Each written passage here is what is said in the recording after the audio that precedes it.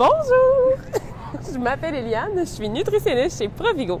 Aujourd'hui, je vous parle de mes top 10 produits chouchous pour bébé. Souvent, on me demande quels produits sont des must à avoir quand on commence la DME entre 6 et 12 mois. Fait que c'est aujourd'hui que je vous présente ça.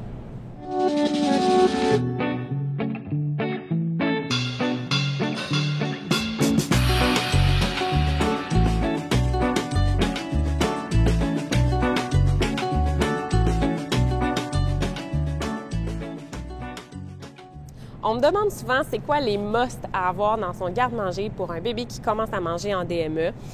On s'entend, le but de la diversification alimentaire menée par l'enfant, c'est de maximiser les repas en famille, des aliments peu transformés, puis vraiment d'y aller avec les mêmes repas que toute la famille. Mais quand même, il y a plusieurs produits qui peuvent s'adapter à cette réalité-là. Puis aussi, des fois, on a besoin quand même de des petits supports aussi de plus. Donc, première des choses, en fait, qui va être super pratique à avoir dans son garde-manger, c'est tout ce que j'appelle des transporteurs. Des transporteurs, c'est quoi? C'est des aliments ou c'est des items qui permettent de transporter la nourriture vers la bouche de l'enfant. Pour un bébé qui commence à manger, qu'on a de la misère à prendre les choses, ça nous prend des choses comme, par exemple, des petits craquelins, comme ça ici. Donc, vraiment, là, des petits craquelins faits sur le long qui sont faciles à prendre. On peut tartiner une purée dessus, fait que soit, par exemple, on pourrait tartiner une compote ou quelque chose comme ça. Sinon, on peut aussi y aller avec, puis ça, c'est vraiment de mes aliments chouchous que j'ai découvert lors de la DME avec ma fille, ce sont les mini cornets. C'est pas des cornets qui sont super sucrés, là, il y a presque pas de sucre à l'intérieur. Puis là-dedans, on peut mettre autre chose que de la crème glacée. On peut mettre entre autres, par exemple, du yogourt. On pourrait mettre aussi de la compote de fruits maison. Puis honnêtement, on peut mettre n'importe quoi pratiquement que vous cuisinez puis que vous avez de la misère à offrir à bébé. Donc ça, c'est aussi un transporteur qui est vraiment super pratique. Outre ça, j'aime beaucoup aussi, là, faites-moi pas de cas, là, la prononciation, ce sera pas ma force sur ce produit-là, mais ce sont des Brogies, je crois. Si vous connaissez la bonne prononciation, allez, dites-moi ça. Dans le fond, ce qui est intéressant avec ces petites coupelles-là, c'est vraiment, là, c'est comme des petites coupelles de maïs. J'ai envie de l'ouvrir pour vous montrer c'est quoi.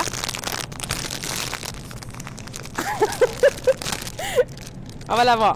Donc, ici, ce sont vraiment comme des petites coupelles de maïs, comme c'est ici. On en a au maïs ou au blé. Puis, on peut venir tartiner, encore une fois, là, n'importe quoi par-dessus. Fait que ce soit, par exemple, une croquette de saumon qui se serait défait puis qu'on voudrait venir retartiner par la suite par-dessus. Ça va super bien comme c'est ici. Un autre produit que j'aime beaucoup, ce sont les petits bâtonnets ici de sésame. Moi, je les aimais beaucoup parce que ça me permettait, en fait, de, par exemple, venir chercher, par exemple, de l'humus. Tu sais, vraiment, là, comme pour tartiner de l'humus, là, c'était super pratique aussi. Les deuxièmes produits, en fait, que j'aime vraiment beaucoup, puis j'ai un amour inconditionnel pour tout ce qui est les céréales pour bébé, parce que, vu que c'est enrichi en fer, ça donne vraiment un petit boost de fer un peu tout ce qu'on cuisine.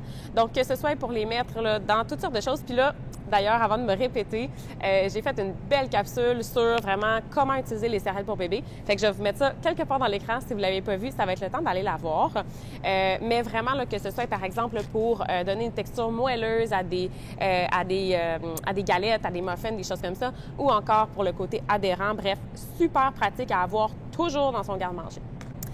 Mon troisième produit que je trouve super pratique, ce sont les fameuses Cheerios, 1 gramme de sucre. Puis là, je me fais souvent poser la question pour les Cheerios. C'est vraiment la boîte jaune qu'on cherche parce qu'ils n'ont presque pas de sucre ajouté à l'intérieur. Puis ce que j'aime beaucoup versus, par exemple, toutes les céréales soufflées, en fait, la grosse différence entre les deux, c'est que les céréales soufflées, même si bébé, il fait rien, donc même s'il mastique pas réellement, ça va quand même fondre là, dans la bouche à ce moment-là. Donc, même pas besoin là, de rien faire. Donc ça peut être le petit côté des fois là, rassurant d'utiliser ces céréales-là. Mais un coup qu'on voit que bébé mastique tout ça, les Cheerios, ils vont être peut-être, je vous dirais, un petit peu plus intéressants parce que généralement, ils reviennent un petit peu moins sucrés que les puffs. Puis c'est aussi qu'ils reviennent 6 fois moins cher que les traditionnels céréales soufflées comme ça ici. Donc, super pratique là, à garder, par exemple, dans le sac à couche, là, puis à avoir en aliment dépanneur. Puis, j'aime bien ça aussi parce que ça permet de pratiquer la pince à 2 doigts pour les bébés là, quand on est rendu autour de 9 à 12 mois à peu près. Généralement, c'est des aliments qui les intéressent. Donc, ils vont être portés à pratiquer leur pince un petit peu de cette façon-là. Un autre produit que je trouve super pratique, ça va être les petites pochettes de fruits, de légumes là, dans ce style-là ici. Puis en fait, je vous dirais que ce que je trouve vraiment pratique, ce sont les pochettes réutilisables. Donc vraiment là, des pochettes là, qu'on peut remplir nous-mêmes, un peu le même principe que ça ici là, avec un bouchon qui se dévisse. Puis là-dedans, là, on peut mettre n'importe quoi. Vous pouvez mettre du gruau, vous pouvez mettre du yogourt, des compotes de fruits que vous auriez faites maison. Même moi, je mettais des potages à l'intérieur, puis c'est comme super winner. Sinon, ben on a toujours l'alternative, en fait, des fois, là, pour laisser dans le sac à couche, si par exemple, on n'a pas eu le temps d'en faire une maison, qu'on part sur le rapide un petit peu. Donc, c'est vraiment pratique à avoir dans le sac à couche.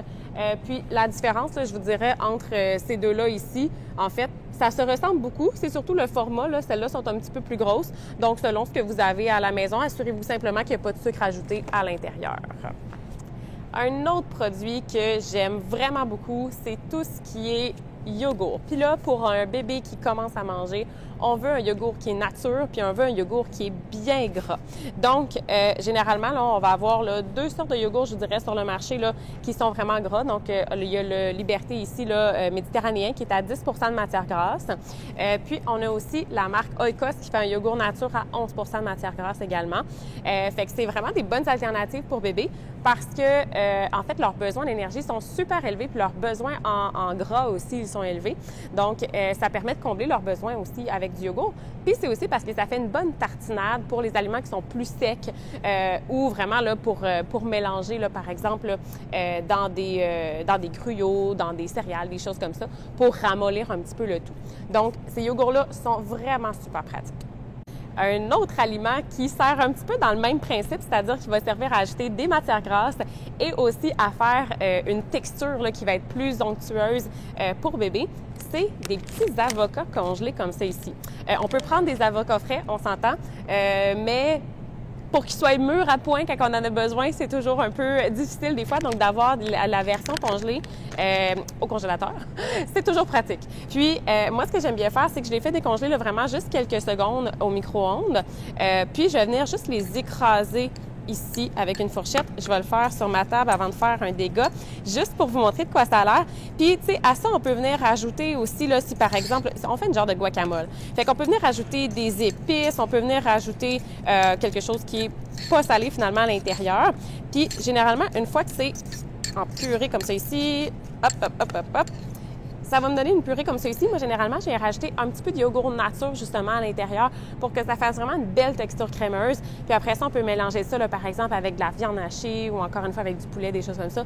Super pratique, puis généralement vraiment apprécié par bébé.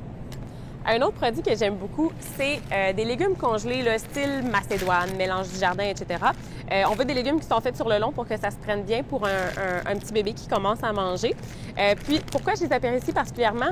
C'est parce qu'ils sont déjà prêts, déjà coupés pour vous. Dans des légumes congelés, il n'y a pas de sel ajouté non plus. Puis, ça se cuit super bien au micro-ondes, super rapidement ou à la vapeur.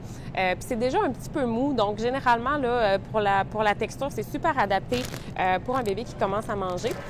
Ce que j'aime bien, c'est aussi de les faire cuire à l'avance, de les refroidir puis de les servir comme une crudité, mais ils sont cuites pour bébé. Donc, si on part en pique-nique ou des choses comme ça, là, vraiment pratique.